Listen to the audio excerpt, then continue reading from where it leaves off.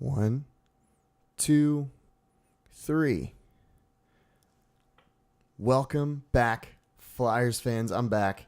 Took a little mini hiatus. I recorded a video, but didn't actually get it out because I was lazy. The Flyers had some time off, so I took some time off. Had some work. Had to do work. A little more than normal. So I'm coming back to you with my Nolan Patrick jersey now, my Adidas, which I like. I think it's very well made. I don't know if anybody was on the fence about getting one, but if you were thinking about it and you can spare the money, do the Adidas one. The Fanatic one I think is going to be stupid, but that's just me. Regardless of that, we're here to talk Flyers hockey, and I'm not going to do this one super long because there's just too many things that I've missed. So quick update, unless you've been in like this coma recently, 6-game losing streak. Penalty kill is probably the worst I've seen it in a really long time. Slowly dropping out of playoff contention in the very competitive Metropolitan Division, Eastern Conference. Getting really good goaltending, fairly good defense. No scoring from anyone that's not named Claude Giroux, Sean Couturier, Jakub Voracek, or Nolan Patrick, I guess. But he scored with Giroux and Voracek when he scored his goal. So it's been what'll be 3 weeks on Saturday that someone not named Claude Giroux, Sean Couturier, Jake Voracek, and Nolan Patrick scored a goal for the Philadelphia Flyers. It's 3 weeks. It's very disheartening, especially from a team that was putting up points on a regular basis earlier in the season. One of the highest scoring teams in the NHL. The defense has been really good, actually. The Islanders game was weird. 4 goals, whatever. Not our finest performance, and the overtime goal was the 5th goal. I don't think you see Sean Couturier get out muscled for a puck very frequently, but John Tavares definitely did that and kind of put him to shame there. Ghost blew the assignment. Easy goal. Elliott high and dry. Didn't really have a shot at anything. But other than all that stuff, I believe in this team. I see the perspective that other people are outside. People are looking at it, and it doesn't look like this is a very good team. 6-game losing streak. Wayne Simmons hasn't scored a goal in 13 games or something like that.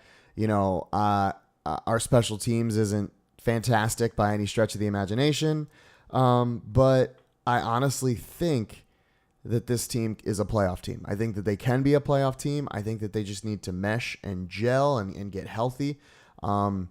Honestly, I think the Christmas break can't get here soon enough. I think that there's guys playing banged up. I think Simmons has been hurt for a while. I think Wheel's still playing hurt. This is typically around the time where Coots has something, an ankle or a knee or something, go down on him. There's a couple things I wanted to address before we got into our main topic of this video. I'm going to talk about Dave Hackstall and how I view him moving forward. But first, a couple things that I've seen come up just being a Philly fan. It's too early to say whether or not the Flyers lost the Braden Shen trade. Morgan Frost is in his +1 year in I believe the Ontario Hockey League. He's ripping it up. He's doing fantastic. Yuri Laterra was literally just a throw-in so that the Flyers and the Blues could be cap compliant. And there's still a whole nother first-round pick for the Flyers coming in this next round of in this draft. The Flyers have 2 first-round picks this year. I can't remember the last time something like that happened. I'm assuming it was going into the draft. I don't think it's happened. I think we traded even in the Richards Carter draft. I believe we traded back into the first round. So I can't even remember going into a draft having 2 first-round picks, and you don't know who these picks are going to become.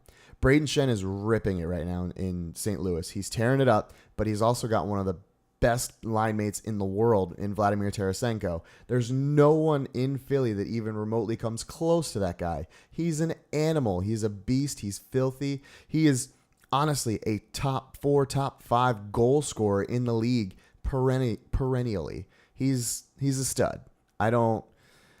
You can't argue it. You can't. The guy is a stud. He's great. Jaden Schwartz coming alive, but again, playing with Vladimir Tarasenko. Schenn played with the best people that we had in Philly. He played on a line with Voracek and Giroux last year. He played on a line with Wayne Simmons at one point and Sean Couturier. He played on, he's played with those higher ups in the Philly system, and he wasn't producing that way. No, he was not playing center, but obviously the organization misvalued him and they thought he couldn't play center. Well, obviously St. Louis found that he can play center, and he's doing a pretty damn good job at it. But the trade happened. It's over. Move on. I believed, even someone who's a skeptic, I believed that we had seen the most we were going to see from Brayden Schenn. I didn't think that he had anything else other than being a power play specialist, 5-on-5. Never really drove play at 5-on-5. Super streaky player, like. You don't know what you're getting with Brayden Schenn on the wing, and St. Louis they've figured him out, and good for them. But you can't make this justification yet. You can't say that the Flyers lost this trade when it's only 3 months removed from that. Like that, there's still years. We just figured out that the Flyers kind of a little bit won the Mike Richards, Jeff Carter trades, because Richie ended up like a drug dealer or something in LA, and Carter, I mean, they both won cups with LA, so it's hard to say that one team won over another, but I think the Flyers are more competitive now than they would be if they still had Mike Richards and Jeff Carter. That's just my opinion, but the other thing I wanted to discuss, other than the fact that you can't say that the Flyers lost the Brayden Schenn trade 3 months in when they have future prospects and assets that we have yet to know what their ceiling is. I am so frustrated and irritated and annoyed with people that are saying that we need to take the C off of Claude Giroux. What the hell does that do? Other than frustrate him and the team. If he stepped down from the captaincy, okay, that's a different scenario altogether. But saying that he needs to be stripped of the captaincy, all that letter means is that he can talk to a ref and not get in trouble. That's all that means. A leader is a leader no matter what letter is on their jersey. Do you guys honestly believe, or do fans honestly believe that the best leaders are Claude Giroux, Wayne Simmons, Valtteri Filppula, and Andrew McDonald in that locker room? No, absolutely not. There has to be other leaders other than that. I read an article, Sean Couturier is a great leader. I'm sure Jake Voracek is a great leader. To just say that, what do you think that's going to do? He's one of the only people scoring. He's one of the only people that's being consistent night in, night out, and bringing it. And you just want to take the letter off of him because you're not happy with the way the team is playing. Well, he doesn't get to dictate the way the team plays. He gets to dictate the way that he plays and his line plays. And right now, he's one of the top 3 best lines in the NHL. Sean Couturier, Jake Voracek, and Claude Giroux are up there with Brayden Schenn, Vladimir Tarasenko, Jaden Schwartz, and Nikita Kucherov, Steven Stamkos, and Vladimir Nemestikov. Like, those 3 lines are setting the world on fire this year, and you just want to take the C off the guy. It's not gonna make a difference. Like, I hate to be that guy, but it's not. It's not going to do anything to make this team play any better. That is up to Dave Haxtell. And with that, I'd like to move in to talk more about Dave Haxtell because I have feelings. His last 2 seasons in Philly, his record has been 80, 60, and 24. We finished 5th in the Metro and 6th in the Metro. He's lost 2 very, very winnable games against Colorado, should have won, lost in a shootout, and lost on home ice to the Arizona Coyotes in overtime. Two games that I, understand we're in the NHL. Anything can happen. Anybody can beat anybody any day. They're all professionals. They're all athletes being paid to be there. But two games that we lost on home ice because this team cannot play 60 minutes. They do not play 60-minute games, and I don't understand why. For whatever reason, this team either misses the first period or the second period. They come alive in the third period, but they only play 40 minutes maximum. This team cannot start well. They can't finish well. They can't defend when they have a lead well. That comes down to coaching. And I'm sorry to say this as well, adjointed to this Dave Haxtell thing, Ian LePerriere needs to be fired. This penalty kill is atrocious. There's absolutely players on this team that can get the job done shorthanded, but they're playing the most passive box diamond formation I've ever seen on a penalty kill, and it just leaves people open to snipe all day. And I love Ian LePerriere as a player. I respect him. Dude's blocked more pucks with his face than most people have, any other part of their body. And he was a heart and soul guy when he was here in Philly, and I loved him, and I will always have a soft spot in my heart for Ian LePerriere, but he is not getting the job done as a penalty kill coach, as a special teams coach. He needs to be fired, like today, on Thanksgiving when I'm recording this. Let him go.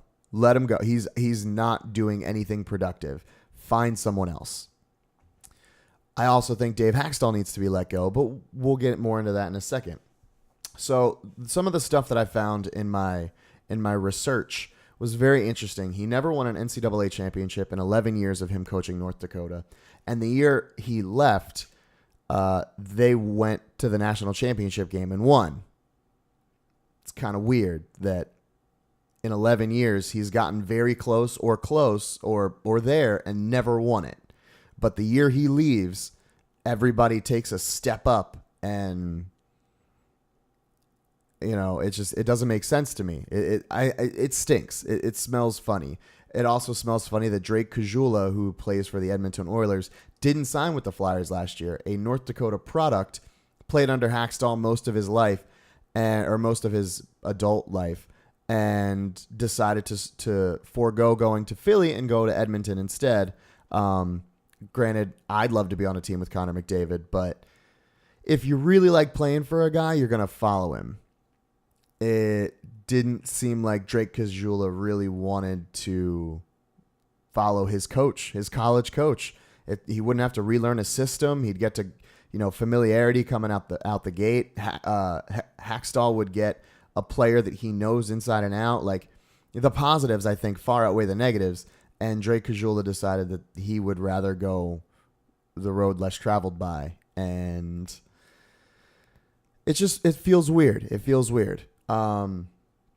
Slow starts to games, part of the problem since Hack has been here. A lot of offense comes from the point. That doesn't work in the NHL, brother.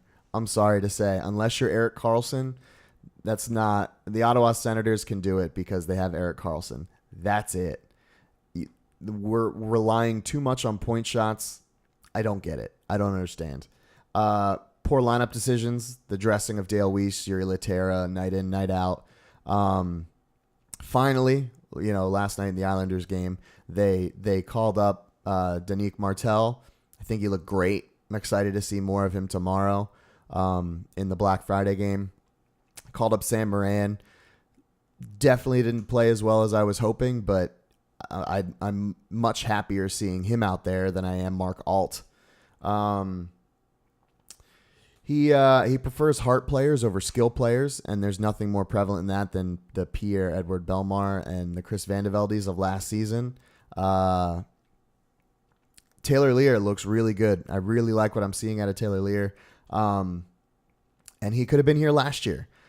He might have been ready last year, but Chris Vandevelde had that spot locked down. So it's just unfortunate.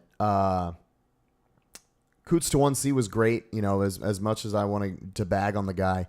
Him moving Coots to 1C with G on the wing has worked out amazingly. Again, one of the top three lines in the NHL right now. The fourth line this season has been on another level. Scott Lawton, Taylor Lear look great, but was that a Haxtell decision? Was that a Hextall decision? Was, do they look so good because they played so much together last year and it's just without them skipping a beat and it wasn't really a Hackstall decision. It's just kind of like obviously if these two guys play well together, let's keep them together. The loss to Arizona and Colorado hurt real bad. So most people in Philly like to talk and compare the Flyers and the Eagles. And I am not going to do that because I don't really care for the Eagles. But I am going to use a former Philadelphia coach in my analysis of Dave Hackstall. And I think that Dave Hackstall is like Larry Boa when he was the manager of the Phillies. He got to have Jimmy Rollins. He got to have Chase Utley. He got to have Pat Burrell. He got to have some of those guys to get them ready so they could hopefully in their development take the next steps to when the Phillies were a competitive team. But at a certain point, the Phillies understood Larry Bowa was not the guy to take them the distance. And that's when they hired Charlie Manuel. Charlie Manuel was the person who won this city, a World Series. I believe that Dave Hackstall is our Larry Bowa. I think that the next coach that comes in for the Flyers, whoever it may be, whether they take a good assistant, whether they give Knobloch a shot, which I don't think is going to happen, whether they hire someone like Lindy Ruff or Dan Bylsma, neither hire I would like, but whether or not they do something like that, I don't know. But I think the next coach will have the pieces ready and know how to use them. I don't think Dave Hackstall's learning on the job. This is his third season in the NHL. Claude Giroux's been in the NHL longer than Dave Hackstall. And I think that puts the Flyers at a disadvantage. It puts them at a disadvantage because Hack is learning on the job, and that's not his fault. That was when someone throws a big pile of money at you and you go, okay, I guess I'll take it. But I think the next coach for the Philadelphia Flyers, whoever that is, I think they're the person that takes them to the playoffs and beyond. I'm not going to, maybe they win us a Stanley Cup. Hopefully they win us a Stanley Cup, but I don't think Dave Hackstall's that guy. I think he still makes too many mistakes. I think I'm never one for someone who enjoys a coach going in the locker room and yelling and screaming and punching and, getting furious and stuff. But every once in a while, you need to get in somebody's face. And this team needs that right now. This team needs somebody to wake them up because they are playing like crap. And the Islanders game was a much better barometer of what this team can be. But they need to, if I can quote Peter Laviolette, they need to play with some jam. Like, there's no jam in this game whatsoever. And Dave Hackstall's not the guy to bring it. That even-keeled approach behind the bench, sometimes I want to see the veins in my coach's forehead when he's yelling at a ref. Like when they miss a call or, somebody gets elbowed in the head and there's nothing. Yeah, I want you to be on the ice yelling at a referee because at least those players will then know that you're willing to lay it on the line for them. You are willing to throw everything but the kitchen sink at whatever issue, whatever problem. And I don't feel like this team would do that. When Charlie Manuel was fired, the Phillies were distraught. Ryan Howard was heartbroken because they played so poorly. They got that man fired. That's just the sad truth. And I feel like no one in this organization that is on the NHL level would be upset if Dave Hackstall got fired. I feel like no one would mutiny or they wouldn't, play like their asses were on fire because they don't do that for him now. They're a poor team defensively. They are inconsistent at scoring goals. There's no secondary scoring. Like, there's so much wrong with this team. I don't know if he knows how to fix it. This isn't North Dakota. This isn't the NCAA. I don't think he's experienced enough. And that's honestly, that's all. I mean, I want to rip into the guy some more because I'm upset, but he's got a talented team. At the end of the day, he's got a talented team. And, you know, I'm sure Dave, if he went to Hextall and was like, I need this guy from the Phantoms, or I want to trade for this guy, or this player is what we really need, you know, I'm sure Hextall would listen to the head coach that he handpicked. But he doesn't do that. He continues to play the Dale Weises and the Yuri Lateras and the Matt Reeds and the Brandon Mannings, and he keeps playing those guys in hopes that they play above whatever because he's showing them loyalty. It's a business. It's a business, and he doesn't treat it like that. He treats it like it's college. And these are grown men, and I don't think he has their respect.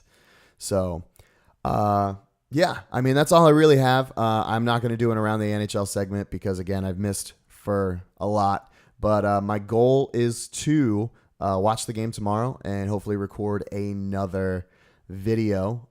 Get this one up hopefully tonight, maybe Friday during the afternoon or something. Just because I've missed quite a few, and I'd like to do a recap of different games and stuff. And prospects, you know, super pumped about Danique Martel. Not really the cast to talk about him in this regard. But yeah, so my goal will hopefully be to have another video out sometime this week. Get back to posting weekly and, you know, taking questions, requests. Next video, there will be an Around the NHL segment. So, but thank you guys very much. Like, subscribe, share with your friends, anyone that's a Flyers fan. If you could share on Facebook, that'd be great. That'd be awesome. Comment anything you agree, disagree, whatever. I'm more than willing to hear people out and have a conversation. But thank you guys very much for this episode of the Florida Flyer, and I'll see you guys all in a couple days. Hopefully, that's the plan.